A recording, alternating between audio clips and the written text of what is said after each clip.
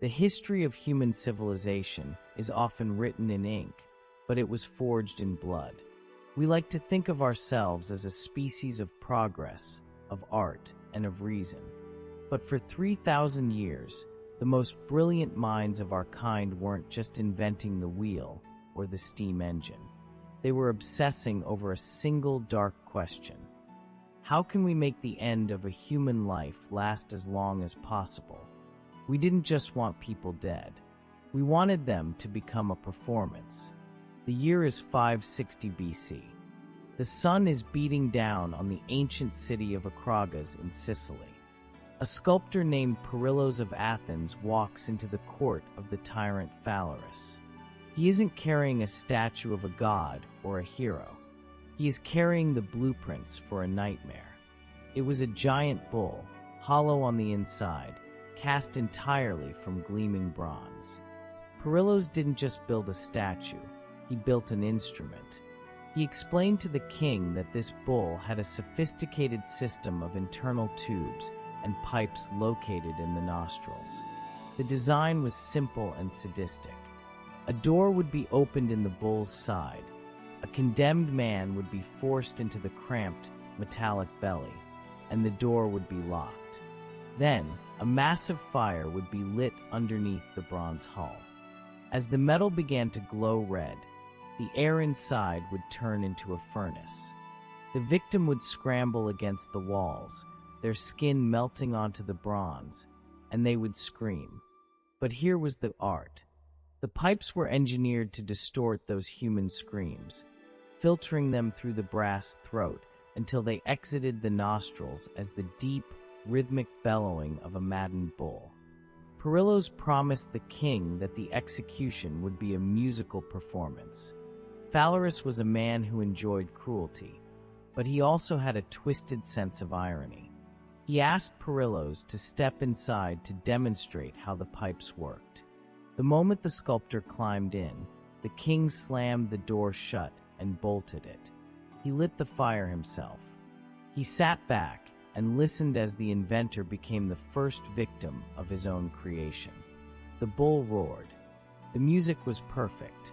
But Phalaris didn't let Perillos die inside, not yet. He pulled him out just before he drew his last breath, giving him a moment of hope, only to have him thrown off a steep cliff to his death. This bull was the starting point. It set the standard for what was to come. It proved that human beings didn't just want to kill their enemies. They wanted to turn their final moments into a spectacle that the crowds would never forget. And as the centuries passed, we only got better at it. Stay with us till the end for valuable insights. Like, subscribe, and share to support the channel. The bronze bull was a warning, but history proved that humanity didn't need a statue to create a monster. We had nature for that. Long before the era of electric chairs, firing squads, or lethal injections, the great empires of South and Southeast Asia had a very different idea of what public execution should look like. And it involved a 5-ton animal trained to kill on command. Number 20, death by elephant.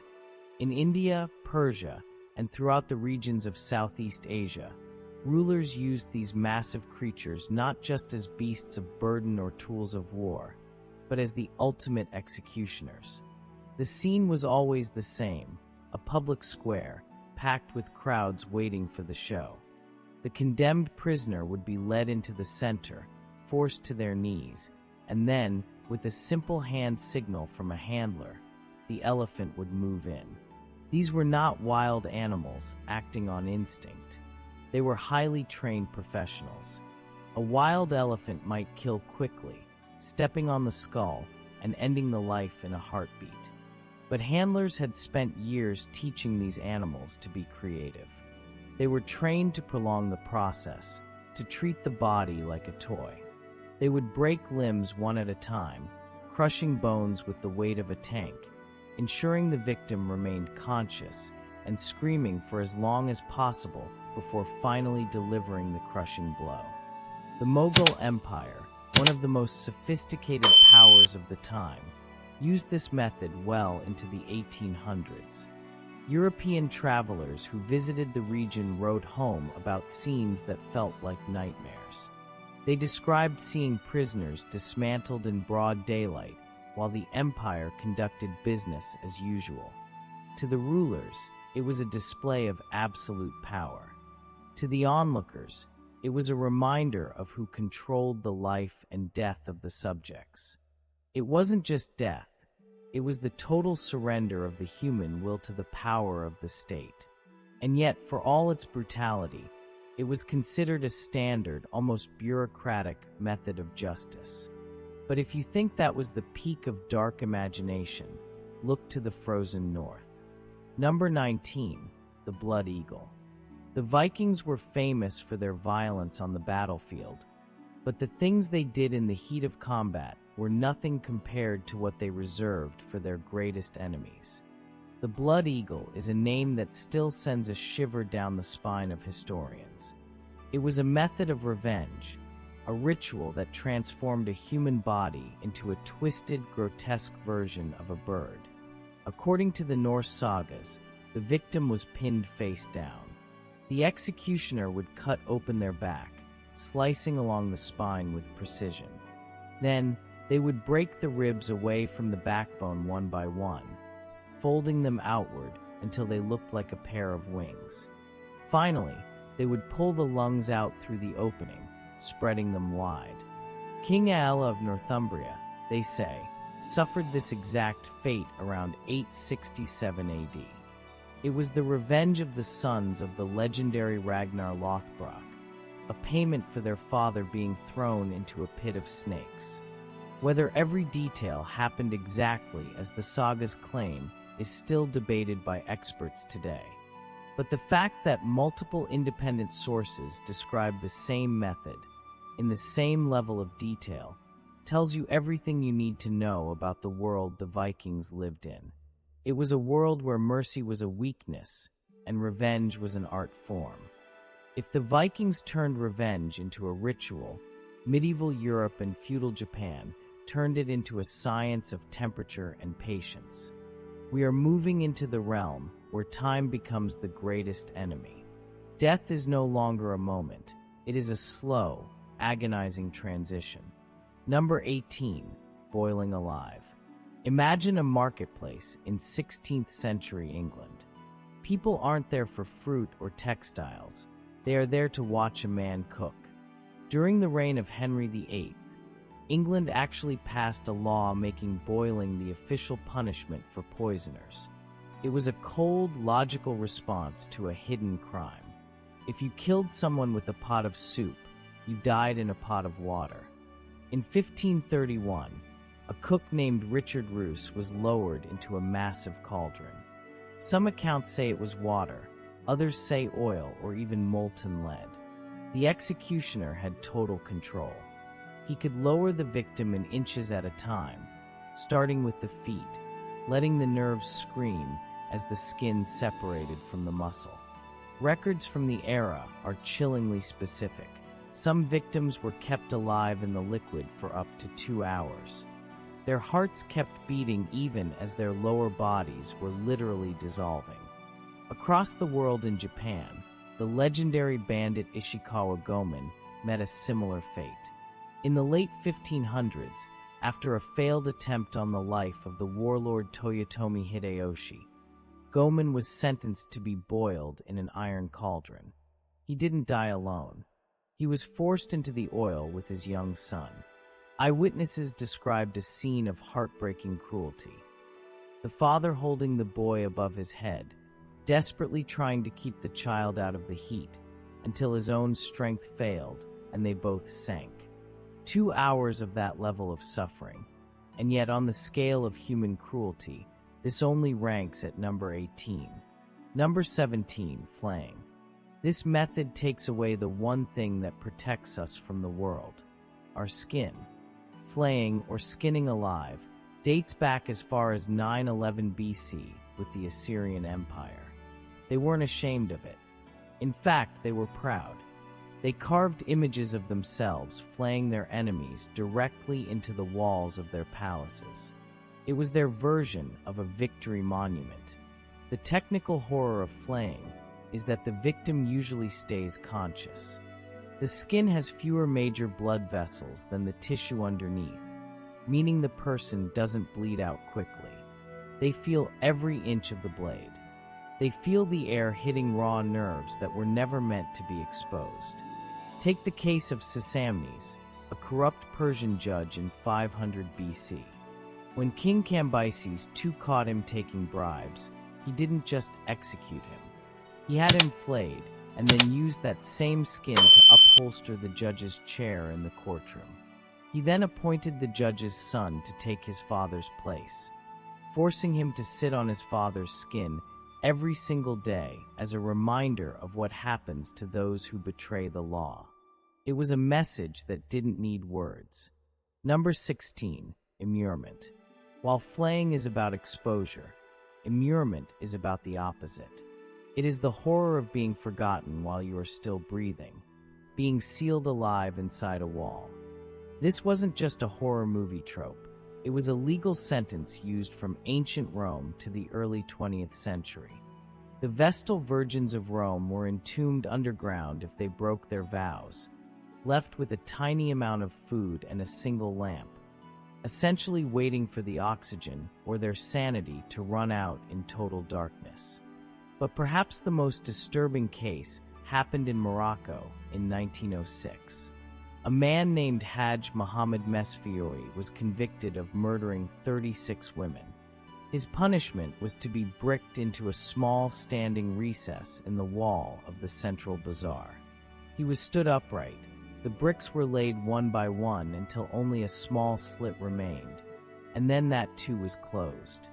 For 2 days, the people of Marrakesh went about their business, shopping and talking, while a man slowly starved and suffocated just inches away behind the stone. His suffering was silent, but the city knew he was there. He became part of the architecture of the city, a living ghost in a wall of rock. We have seen the skin torn from the body and the body sealed within stone. But now, we move into the realm of biological manipulation, where the executioner uses the victim's own internal systems against them. Number 15, sawing in half. In most executions, the goal is to stop the brain. But in this method, the goal was to keep the brain fueled by blood for as long as possible. The condemned person was hung upside down by their ankles. This ensured that gravity pulled the blood flow toward the head, keeping the victim acutely aware and preventing them from passing out due to shock. 2 executioners would then take a long, jagged saw and begin at the groin. They would work their way downward toward the skull. Because the victim was inverted, they remained conscious even as their lower organs were bisected. Historical accounts from medieval Europe and China claim that victims often remained alive and screaming until the saw reached their navel or even their chest. It was a mechanical, rhythmic destruction of the human frame, designed to be as slow and loud as possible. Number 14, the Brazen Bull, the full story. We return to the device that started it all, because the full history of the Brazen Bull is a masterclass in poetic justice and absolute cruelty. As we discussed, Perillos of Athens created this hollow bronze statue for the tyrant Phalaris of Sicily. The bull wasn't just a stove, it was an acoustic chamber. The pipes inside transformed the high-pitched shrieks of a dying man into the low, resonant moo of a bull. Phalaris was so disgusted by the inventor's eagerness to please him with such a sadistic device that he used Perillos as the test subject. But the story doesn't end there. Phalaris used the bull on countless enemies for years, turning his palace into a place of musical screams. Eventually, the people of Akragas couldn't take the horror anymore. They rose up and overthrew the tyrant. In a moment that feels like it was written for a dark play, the people dragged Phalaris to his own creation. They forced the tyrant inside the bronze belly and lit the fire. The very man who had commissioned the music was forced to play the final note. The inventor, the tyrant, and the bull were all eventually consumed by the same fire. Number 13, crucifixion. We often see this depicted in art as a quiet, somber event, but the Roman reality was a brutal exercise in physics and suffocation. The Romans didn't just want you dead. They wanted you to be a billboard of agony for everyone entering the city. The victim was first tenderized with a whip called a flagrum, which had bits of bone and metal that tore chunks of flesh from the back. Then, they were nailed to a crossbeam. Death didn't come from the nails. It came from the position. Hanging by the arms makes it impossible to exhale properly. To take a breath, the victim had to push up using their nailed feet, scraping their raw, whipped back against the rough wood of the cross. This would go on for days. Push up, breathe, collapse. Push up, breathe, collapse. Eventually, exhaustion would win. The legs would give out, and the victim would slowly suffocate while their heart failed from stress. After the Spartacus revolt in 71 BC, the Romans lined the Appian Way with 6,000 crosses. For over 100 miles, there was a dying human being every 90 feet. It was a road made of screams.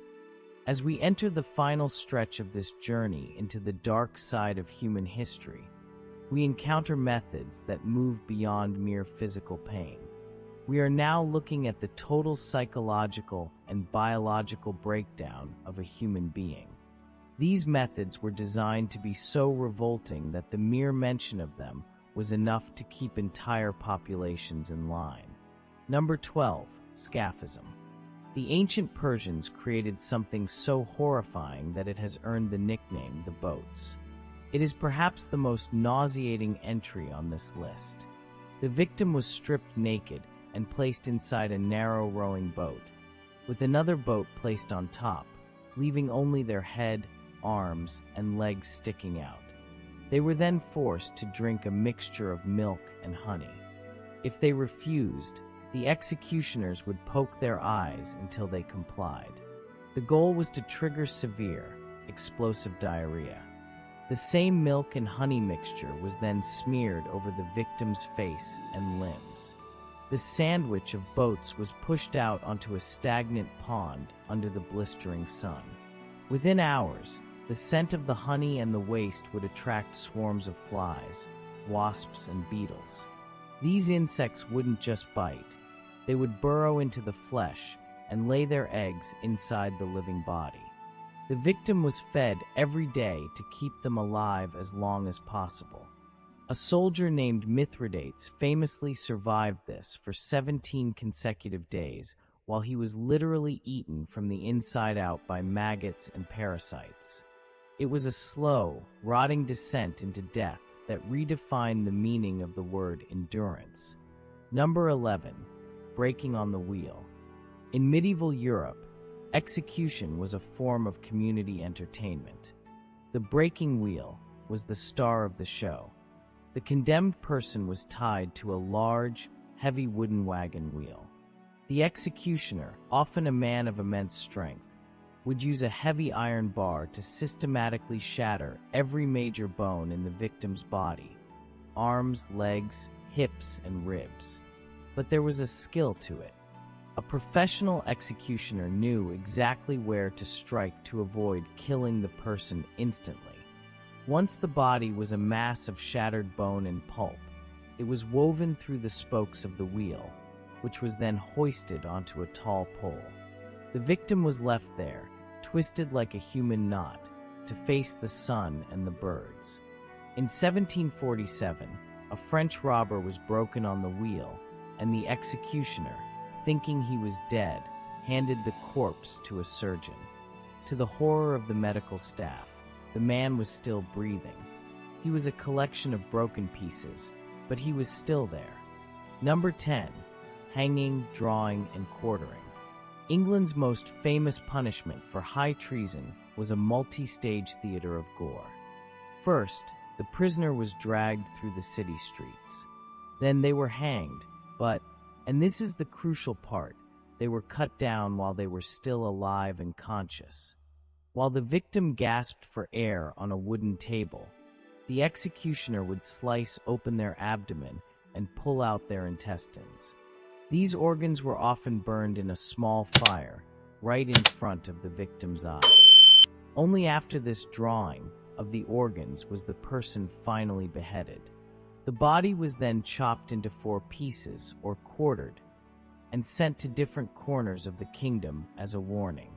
When William Wallace was executed this way in 1305, his body parts were shipped hundreds of miles apart so that no one in Scotland or England could forget the price of rebellion. Number 9. Impalement. Vlad III, better known as Vlad the Impaler, turned the landscape of Romania into a forest of the dead. Impalement involved driving a thick, greased wooden stake through the body. The trick was the angle. Skilled executioners would guide the stake so it missed the vital organs, allowing the victim to slide down the pole under their own weight. Death didn't come for 2 or 3 days. The victims would hang there, suspended in midair, while the sun and dehydration did the rest. When the Ottoman army invaded Vlad's territory in 1462, they found a forest of 20,000 impaled bodies. The sight was so traumatizing that the battle-hardened soldiers, men who had seen every kind of war, refused to march further. They simply turned around and went home. The psychological warfare had worked. We have reached the summit of human depravity. The final entries on this list are not just methods. They are specific, documented events where the human imagination pushed past the boundaries of what should be possible. These are the moments where death was no longer a punishment, but a masterpiece of sadism. Number 8. Lingqi, death by 1,000 cuts. Used in China for nearly a millennium, Lingqi was a slow, methodical dismantling of a human being. A master executioner would use a razor-sharp blade to slice away small pieces of the body, starting with the extremities, while ensuring the victim did not die from blood loss or shock too early. The goal was to see how much of a person you could remove while they were still looking at you. In 1904, a servant named Wang Weiqin was one of the last to suffer this fate. French soldiers stationed in Beijing captured the entire process on film.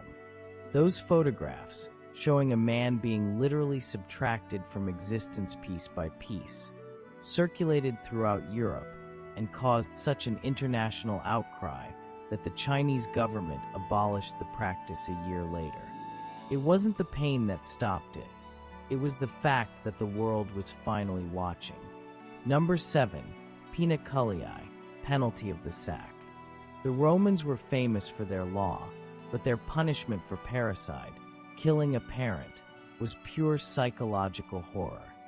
The condemned person was beaten until they were bloody, then sewn into a large leather sack.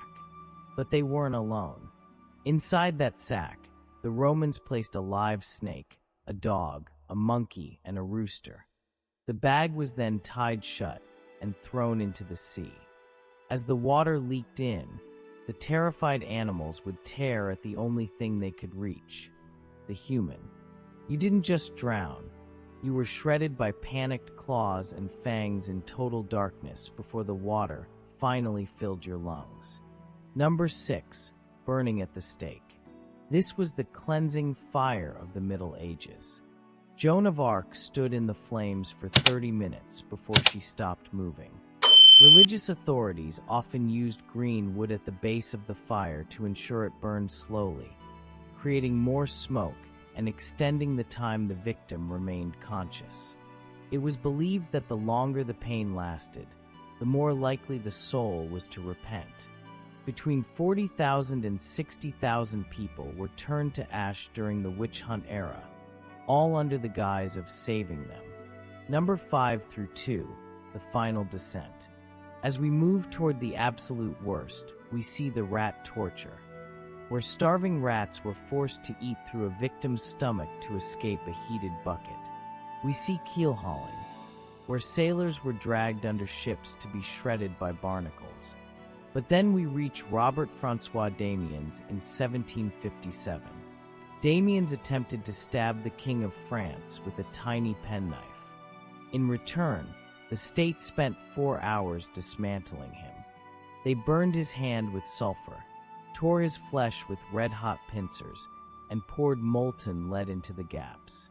When they tried to pull him apart with 4 horses, his limbs wouldn't detach. The executioner had to cut his joints with a knife while the horses were still pulling. Even when he was just a torso, eyewitnesses, including the famous Casanova, noted that his jaw was still moving. He was still there. Number 1. The Throne of Fire. In 1514, György Daca led a peasant revolt in Hungary. When he was caught, the nobility decided to make him a king. They built a throne out of iron and heated it until it was white-hot. They forced him to sit on it. They placed a red-hot crown on his head and a burning scepter in his hand. But the final act is why this is number 1. They had starved Daca's top lieutenants for days. While Daca was still alive, still screaming on his throne of fire, these men were forced to lean in and eat his charred flesh. If they refused, they were killed. This is the ultimate dark realization of our history. A man being consumed, literally and figuratively, by the people he tried to lead, while he watched from a seat of flames. 3,000 years of history. Thousands of miles between cultures. And yet, the impulse remains the same. We didn't just want them gone. We wanted to watch them go. The bull, the wheel, the boats, and the throne are all different shapes, but they were all built by the same hands. Our hands. If you enjoy dark, untold history, subscribe because we uncover what others won't.